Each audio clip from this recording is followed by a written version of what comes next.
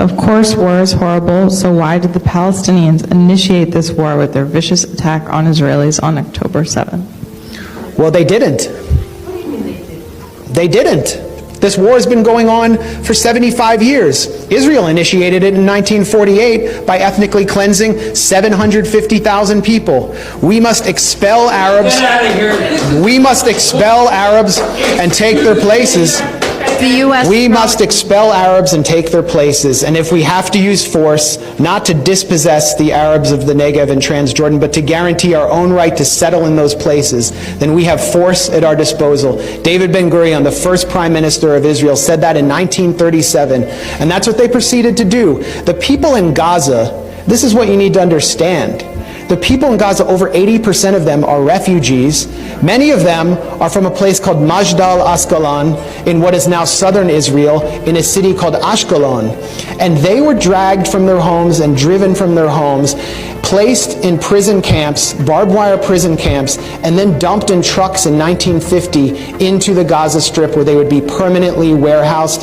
And then Israel proceeded to move Arab, Jewish refugees and Russians into Ashkelon to prevent them from ever coming back, and pass laws to prevent Arabs, Palestinians, from being able to return to their homes. 750,000 were ethnically cleansed.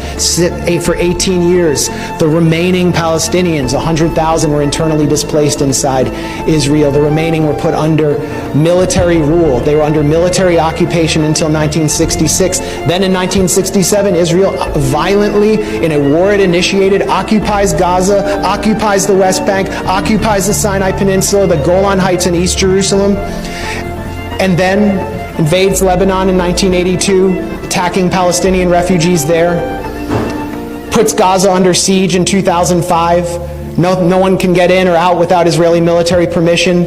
We must kill and kill all day, every day. That's according to Arnon Sofer, an Israeli government consultant who helped devise the siege of Gaza. For years, Israel would not allow certain chocolates and A2 paper into Gaza. And then they began these brutal military assaults, which they call mowing the lawn. And I talked to you about those assaults that took place on Gaza. So this didn't come out of a vacuum. You're not going to be able to hold people under siege, to cut them off from the world, and then expect them to just play along.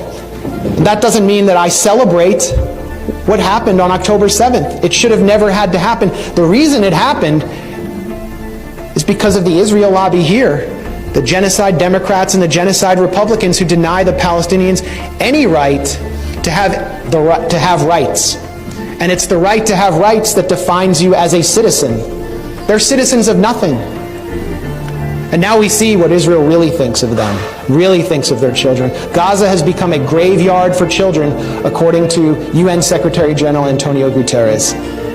So this didn't start on October 7th, and it's not going to end when there's a ceasefire.